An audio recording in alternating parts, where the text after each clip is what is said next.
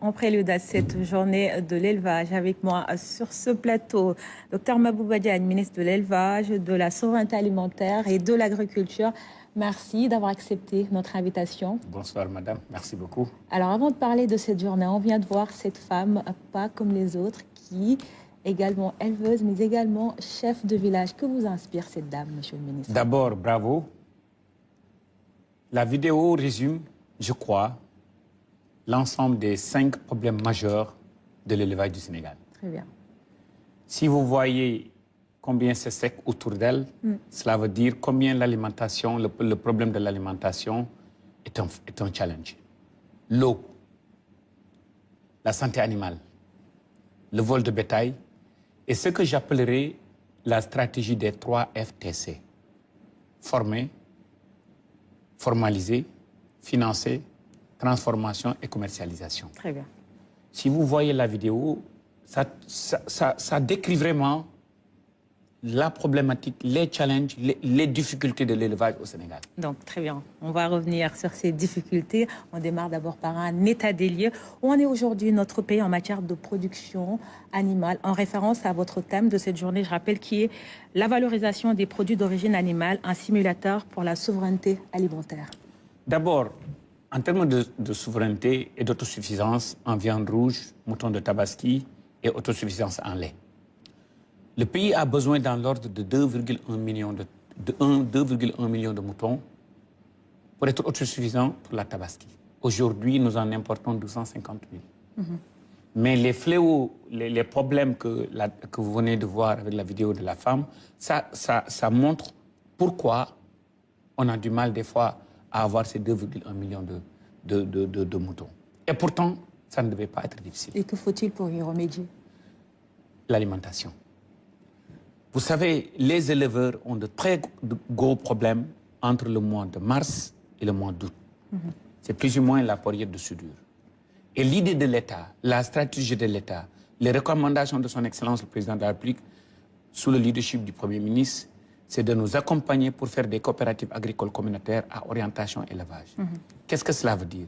Ce sont des fermes agroécologiques de 500 hectares sur lesquelles on va faire des cultures fourragères, sur lesquelles on va faire des forages, sur lesquels on va faire des postes vétérinaires, des centres d'amélioration génétique, des écoles pour les enfants, des centres d'alphabétisation, des centres de formation, des unités de transformation.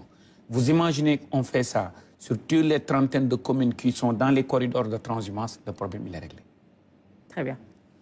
Et j'ai l'intime conviction que c'est dans cette direction que nous devons aller. Mais à côté de cela, il y a le financement, la santé animale et l'accès aux intrants.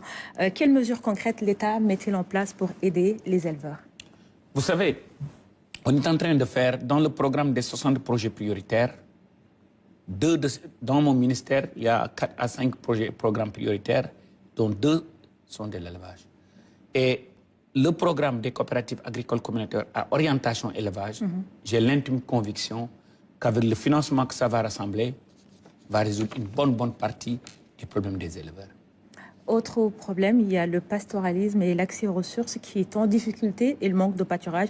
Notamment, il y a aussi, à côté de cela, il y a la pression foncière. Comment le gouvernement compte-t-il protéger ce mode de vie des éleveurs? D'abord, je veux lancer un appel à tous les éleveurs. Je confirme ici publiquement que le ministère, sous le leadership de son Excellence Président de la République, nous allons non seulement accompagner le pastoralisme, parce que le pastoralisme, c'est grâce à eux qu'aujourd'hui, nous avons de la viande moins chère, nous avons du lait moins cher. Comment on compte les accompagner? Comme j'ai dit, dans cette trentaine de communes qui sont dans les corridors de transhumance, nous comptons construire des coopératives agricoles communautaires à orientation élevage pour les assister à avoir assez d'aliments de bétail, à concevoir des usines ou des unités de production d'aliments de bétail par les éleveurs et pour les éleveurs. Et là, qu'est-ce que vous faites? Si, après avoir pâturé, ils reviennent dans ces aires de repos, dans ces coopératives agricoles communautaires à orientation élevage, où ils peuvent se reposer, nourrir leur bétail, vacciner leur bétail, soigner leur bétail, et le plus important, sécuriser le bétail. On a parlé du vol de bétail. Oui. Mais aussi avoir des unités de collecte de lait, des unités de transformation, aider les femmes avec des formations professionnelles. Que demande le peuple?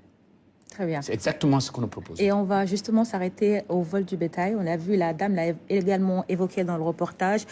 Quelles solutions concrètes sont prévues pour renforcer la sécurité des troupeaux, monsieur le ministre? Nous comptons organiser une journée de réflexion où nous invitons les éleveurs, le ministre de l'Intérieur, le ministre de la Jeunesse, les maires et aussi les gens du ministère. Dans l'objectif de réfléchir comment résoudre ce problème de vol de bétail, y compris utiliser les nouvelles technologies. Aujourd'hui, dans des pays, par exemple, comme le Botswana, dès qu'une vache est née, on met une puce à l'intérieur et pour géolocaliser la puce, dès que l'animal sort dans certains rayons, son propriétaire est alerté. Ça, c'est une chose. On peut aussi impliquer et avoir des brigades de surveillance. C'est là aussi où on peut travailler avec les maires, avec les jeunes, avec les forces de l'ordre, pour essayer d'instaurer, de créer des brigades de surveillance. Et justement, récemment, on a vu une tournée du FAO dans ce sens. Vous étiez avec eux? Je n'étais pas avec eux, mais il y a toute une stratégie de digitalisation qu'on est en train de mettre en œuvre. Aujourd'hui, il y a des problèmes de coûts qui font que certains produits ne sont pas très accessibles. Mais avec cette journée de réflexion sur le vol de bétail, nous comptons trouver ensemble peut-être une stratégie quinquennale, voire décennale, pour régler le problème. On l'a également évoqué tantôt, les changements climatiques. On a vu que la dame était dans une zone sèche et la pression foncière de l'élevage qui fait face à de nombreux défis. Comment aujourd'hui l'État accompagne-t-il ces éleveurs? D'abord, permettez-moi de faire un petit rappel. Allez-y. En 1969, le président Senghor avait créé le ranch de Doli. C'est 87 500 hectares clôturés par un mur de 120 km, hauteur d'1 mètre, 3 forages. Et la vision du président Senghor était de créer une réserve pour sauvegarder le bétail national. Aujourd'hui, vous imaginez une coopérative agricole communautaire de 20 000 hectares. Ça, c'est la base. Sur les trentaines de communes qui vont le long des corridors de transhumance, faire des coopératives de 500 à 1000 hectares, plus la grande base de 20 000 hectares sur Doli, on règle le problème. Très bien. L'alimentation est réglée, l'eau est réglée, et avec ces postes vétérinaires, une bonne partie du problème est réglé, y compris même le vol de bétail. Et comment comptez-vous, à travers toutes ces mesures que vous allez prendre, dialoguer avec ces éleveurs pour que tous ces besoins répondent à leurs attentes? L'ingénierie sociale. Nous ne faisons rien dans le ministère sans pour autant discuter avec les éleveurs, prendre leur contribution. C'est de la co-construction. Très bien. Nous allons concevoir la stratégie de l'élevage ensemble avec les éleveurs. Et monsieur le ministre, avant de nous quitter, à long terme, quelles sont les ambitions de notre pays pour faire du Sénégal un leader en matière d'élevage et de transformation des produits? Pour le lait d'abord, le Sénégal importe 100 millions d'euros de lait. C'est l'équivalent de 65 à 70 milliards. D'après les experts, c'est 300 millions de litres de lait. C'est 55 000 vaches laitières, 20 000 hectares. Donc j'ai l'intime conviction qu'avec cette volonté politique que son Excellence président de la République et le Premier ministre sont en train d'inculquer, d'inviter dans le système, et aussi la volonté j'ai vraiment je remercie la communauté des éleveurs pour cette volonté manifeste qu'ils ont de travailler avec le ministère. Ensemble, j'ai l'intime conviction qu'on peut réussir ce pari. Très bien. Donc, on va, avant de terminer, votre message à l'endroit des éleveurs, parce qu'on a vu dans un des éléments qui est passé dans nos journaux que vous lancez une forte mobilisation pour ce samedi à Kaolack. D'abord, c'est tous les éleveurs du Sénégal qui sont invités. C'est une occasion pour vous de rencontrer son Excellence le Président de la République, de lui soumettre vos doléances, de parler directement, face à face, sans intermédiaire avec le Président de la République, et surtout, ce que j'appelle la déclaration de Kaolack.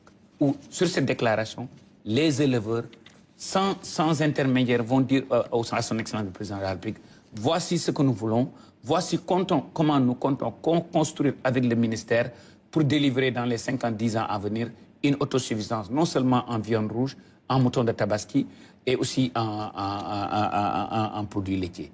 Merci beaucoup, Monsieur le ministre. Merci. Et belle fête de l'élevage ce samedi. Je rappelle que la journée de l'élevage est prévue ce samedi à Kaolack sous la présidence du chef de l'État, Bassirou Diomaye Diakhar Faye. Merci beaucoup, Monsieur le ministre. Merci.